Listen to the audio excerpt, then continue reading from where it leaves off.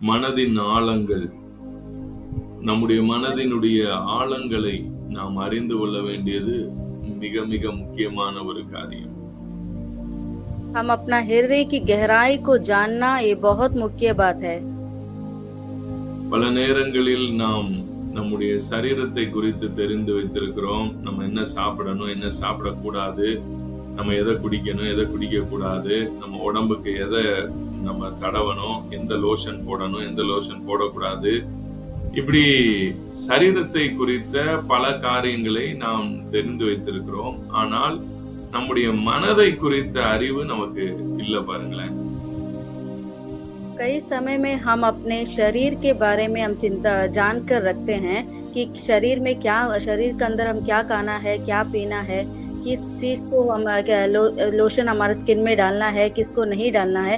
इस प्रकार अधिकतर हम अपने शरीर के बारे में जानते हैं, लेकिन हमारे मन की बातों को नहीं जानते। நம்ம இந்த பொருள்லாம் வாங்கும்போது உடனே மேனுஃபேக்சரிங் டேட் பார்க்குறோம். எப்போ வரைக்கும் இதோட மேனுஃபேக்சரிங் டேட் இருக்கு, ஏன்னா இதை தப்பா யூஸ் பண்ணிட்டோம்னா நம்ம உடம்பு கெட்டு போயிருமே அப்படின்னு சொல்லி ரொம்ப கவனமா இருக்கிறோம்.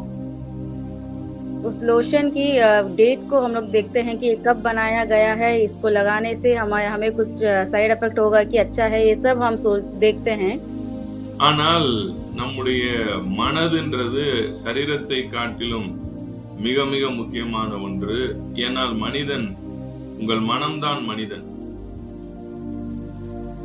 देखिए, हमारा शरीर से बढ़कर हमारा मन है। एक मनुष्य बोलने से शरीर से बढ़कर उसका मन ही बड़ा है।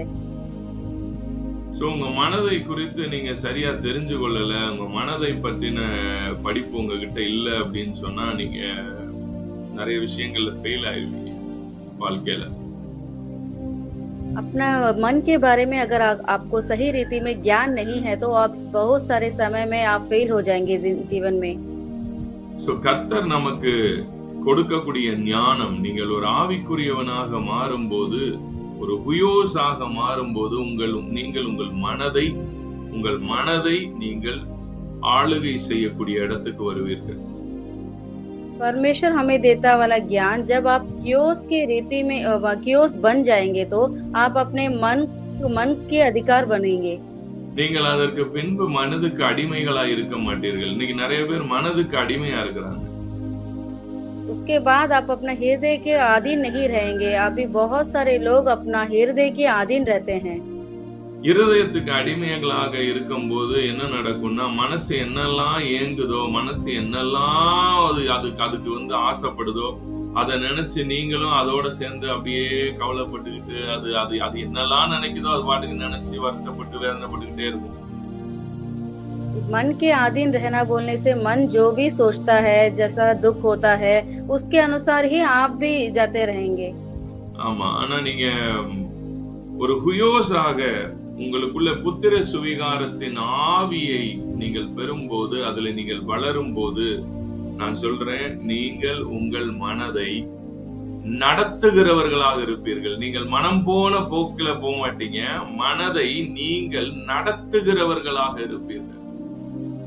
जब आप खुयोस बन जाएंगे, जब लेपालकपन की आत्मा आपके भीतर आएंगे तो आप मन के अधीन नहीं, बल्कि मन को चलाने वाले बन जाएंगे।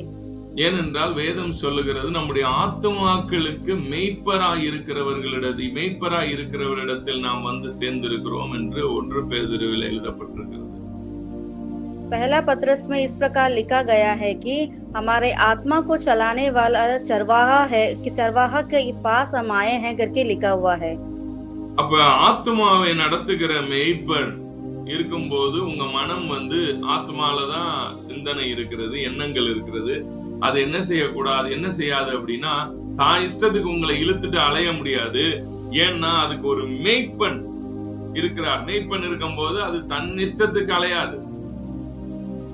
जब चरवाहा हमें आत्मा को चलाने वाले रहेंगे तो हमारा आत्मा ऐसी भटकेगा नहीं। हमारा आत्मा के सोच के अनुसार ही हम नहीं चलेंगे।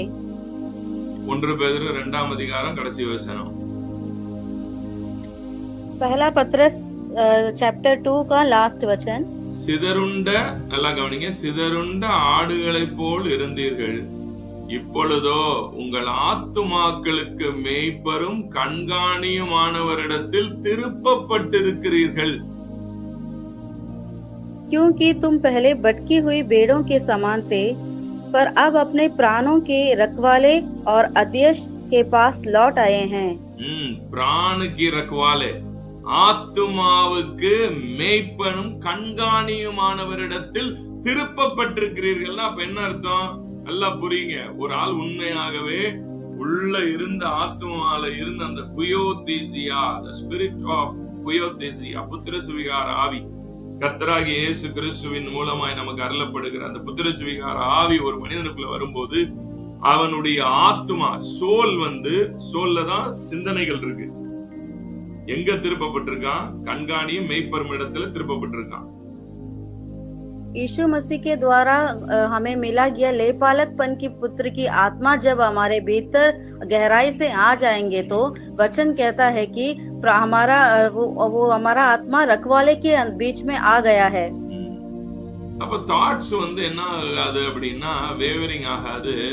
தாட்ஸுக்குள்ள நீங்க போய் சிக்கிக்கிட்டு, எண்ணங்களுக்குள்ள நீங்க போய் சிக்கிக்கிட்டு, எண்ணங்கள் என்கிற சிறைகள்ல போய் சிக்கிக்கிட்டு உங்களால அதுல இருந்து வெளியே வர முடியாம தவிக்கிறது அப்படியெல்லாம் இருக்க முடியாது. ஏன்னா நமக்கு ஒரு மேய்ப்பனும் ஒரு கண்காணியுமானவர் நம்முடைய சோலுக்கு இருக்கிறாருன்னு போட்டு நல்லா கவனிக்கணும் இந்த வசனத்தை. சோலுக்கு உங்களுக்கு ஒரு மேய்ப்பன் கண்காணி இருக்கிறார். அப்ப அந்த மேய்ப்பன் கண்காணி என்ன வேலை பாக்குறாரு அப்படின்னா, உங்க சோல் எதுலயும் போய் மாட்டிக்க கூடாது. உங்க சோலுக்கு என்ன சரியான ஃபுட்டு கொடுக்கணுமோ அதை கரெக்டா கொடுக்குறாரு.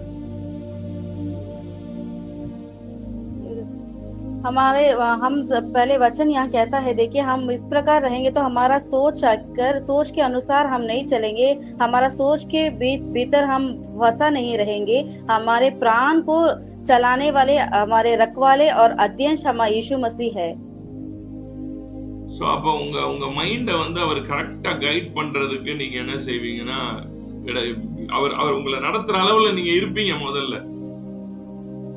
हमारा माइंड को हम सही रीति में रखेंगे. परमेश्वर यीशु मसीह हमें चलाने के लिए हम अपने आप को छोड़ कर देंगे. இல்லைன்னா நம்ம மைண்ட் அவர் நம்மை நடத்துவதற்கு நம்மளே அவருக்கு முதல்ல இடம் கொடுக்க மாட்டோம். तो हमारा सोच यीशु मसीह हमें चलाने के लिए हम ही छोड़कर नहीं देंगे. சாதாரணமான ஒரு மனிதனாக இருந்தால், अगर साधारण रूप में व्यक्ति रहेंगे तो சோ அப்ப நீங்கள் மனதின் மேலே நமக்கு ஒரு கண்காணியும் ஒரு மேய்ப்பரும் வந்திருக்கிறார். அப்ப நம்முடைய மனதை அவர் எப்படி நடத்துவார் என்பதை நீங்க நல்லா புரிஞ்சுக்கோங்க. இயேசு கிறிஸ்து உங்களுடைய மனதின் மேய்ப்பனாக இருக்கும்போது உங்க மனதை அவர் எப்படி கைட் பண்ணுவாரு, உங்க ஹார்ட் அண்ட் மைண்ட் அவர் எப்படி லீட் பண்ணுவாருன்றத பாருங்க. जब यीशु मसीह हमारे मन के अधिकार होंगे तो, हमारे रखवाले रहेंगे तो कैसे हमारे मन को यीशु मसीह गाइड करते हैं, देखिए. சோ நீங்க கிறிஸ்டோட அந்த கைடன்ஸ்ல உங்க மைண்ட நீங்க சப்மிட் பண்ணிட்டே இருக்கணும். ஆவியானவரே நீங்க என்ன நடத்துங்க. அதனாலதான் வேதம் சொல்லுகிறது, எவர்கள் தேவனுடைய ஆவியினால் நடத்தப்படுகிறார்களோ அவர்கள் தேவனுடைய புத்திரர்கள் எனப்படுவார்கள். led by the Holy Spirit. यीशु मसीह हमारे आत्मा को चलाने के लिए, आप गाइड करने के लिए आप अपने आप को समर्पण करिए. इसीलिए वचन कहता है कि जो कोई अपने आत्मा को यीशु मसीह को छोड़कर देते हैं तो वो பரிசுத்த ஆவியானவர் நம்மை நடத்துவார். நம்ம மைண்ட் அப்பதான் அவர் கைட் பண்ணுவார். சரியா ஒரு மேய்ப்பன் இருந்து நம்ம மைண்ட நடத்துறது மாதிரி நம்மள நடத்துவார். நம்ம மைண்ட் எதை சிந்திக்கணும் எதை சிந்திக்க கூடாது கரெக்டா சேனல் பண்ணி உங்களை கரெக்டா கைட் பண்ணுவார். जब हम इस प्रकार समर्पण करेंगे तभी पवित्र आत्मा हमें एक चरवाहा के रूप में हमारे मन को गाइड करता है, किसको करना है क्या नहीं करना करके. புரியுதுங்களா? எத்தனை பேருக்கு நான் பேசுறது நல்லா புரியுது? कितने लोगों को मैं जो बोल रहा हूँ अच्छी रीति में समझ आ रहा है? உங்கள் மனதுக்கு ஒரு மேய்ப்பர் இருக்கிறார். आपकी मन के लिए एक रखवाला है, चरवाहा है. சங்கீதங்களின் புஸ்தகம் भजन संगीता 42வது அதிகாரம் 42 chapter 7வது வசனம். சங்கீதம் 42:7. உமது மதகுகளின் இரைச்சலால் ஆழத்தை ஆழம் கூப்பிடுகிறது, உமது அலைகளும் திரைகளும் எல்லாம் என்மேல் புரண்டு போகிறது. ஆழத்தை ஆழம் கூப்பிடுகிறது. भजन संगीता 42 का 7वां वचन, ம், तेरी जलधाराओं का शब्द सुनकर जल जल को पुकारता है, तेरी सारी तरंगों और लहरों में मैं डूब गया हूँ. டீப் காலத் த டீப் அப்படின்னு இங்கிலீஷ்ல போட்டிருக்கு. ஜல் ஜல் கோ புலாத்தா ஹைன்னு ஹிந்தியில போட்டிருக்கு. தண்ணீர் தண்ணீரை கூப்பிடுகிறதுன்னு. ஆனா ஆக்சுவலா ஆழம் ஆழத்தை கூப்பிடுகிறது. டீப் காலத் த டீப் அப்படின்னு போட்டிருக்கு. इंग्लिश बाइबल में इस प्रकार लिखा है कि गहराई गहराई को पुकारता है करके. சோ உங்களுடைய மனதின் ஆழங்கள், உங்க மனம் அதனுடைய ஆழங்களை நீங்கள் புரிந்து கொண்டால் மட்டும்தான் உங்க மனதை உங்களால என்ன செய்ய முடியும்னா கரெக்டா புரிஞ்சு அதை மேய்ப்பனிடத்துல ஒப்பு கொடுத்து அந்த மேய்ப்பன் அதை நடத்துவதற்கு நீங்கள் கீழ்ப்படிய பண்ண முடியும். जब आपकी मन की गहराई को आप समझेंगे तो उसके बाद ही आप यीशु मसीह को दे सकते हैं चलाने के लिए. என்ன வேதம் சொல்லுகிறது? இருதயம் மகா திருக்குள்ளதும் கேடுள்ளதுமா இருக்கிறது. எல்லாத்தையும் காட்டிலும் பயங்கரமான ஒண்ணு எதுனா மனிதனுடைய மனம் தானா. पवित्र शास्त्र कहता है कि सारी बातों पर मन ही जो है बहुत डेंजरस है. அது எப்ப எப்படி மாறும், அது எப்ப எப்படி என்ன பண்ணி வைக்கும்னு யாருக்கும் தெரியாது அப்படின்னு வேதம் சொல்லுது. वो कब क्या करेगा, कब कैसा बदलेगा करके उस मन को ही नहीं मालूम करके पवित्र शास्त्र कहता है. அப்ப இந்த மேய்ப்பன் இடத்துல நம்முடைய மனதை நம்ம ஒவ்வொரு நாளும் உங்களுடைய மனதை நீங்கள் ஒப்பு கொடுக்க வேண்டியது ரொம்ப அவசியம். हर दिन इस चरवाहे के पास अपने मन को समर्पण करना बहुत आवश्यक है. நீங்கள் அந்நிய பாஷையை பேசுகிறது, ஏன் நீங்க அந்நிய பாஷை பேசணும் அப்படின்னா, ஒன் ஆஃப் த வே உங்களுடைய மனதை ஆவியானவருடைய ஆளுகைக்கு நீங்கள் உங்களுடைய ஹார்ட் அண்ட் தாட்ஸை நீங்க ஒப்பு கொடுக்கிறது. अन्य भाषा बात करना हमारा हृदय को पवित्र आत्मा के पास हमारा सोच और विचार को देना है. சரியா? நீங்க அந்நிய பாஷையில பேசும்போது உங்களுடைய இருதயத்தையும் உங்களுடைய ஆத்மாவையும் அந்த கண்காணி ஆகிய நம்முடைய பரிசுத்த ஆவியாகிய தேவன் அவர் என்ன செய்வார்னா உங்க மனதை கண்ட்ரோல் பண்றதுக்கான அவர் கையில அவர் டேக் ஓவர் பண்ணுவார். அதனாலதான் நீங்க டங்ஸ்ல பேசுறது முக்கியம் நான் எப்பயும் சொல்றது. अन्य भाषा में बात करना बहुत आवश्यक. मैं इसीलिए कहता हूँ कि आपके आत्मा और आपका सोल को जो है आप परमेश्वर को दे देते हैं, तभी वो चरवाहा हमें गाइड कर सकेंगे. ஆமா, அதனால நீங்க டங்ஸ்ல நல்லா நீங்க டெய்லி என்ன செய்யுங்க, கொஞ்ச நேரமாவது நீங்க முன்னாடியே டங்ஸ்ல கண்டிப்பா பேசணும்.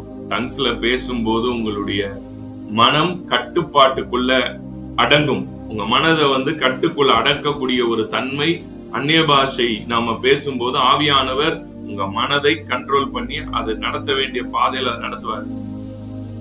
जब आप अन्य भाषा में बातें करेंगे तो पवित्र आत्मा आपका मन को काबू करेंगे. इसीलिए मैं कहता हूँ कि समय में आकर थोड़ी देर अन्य भाषा में बातें करिए.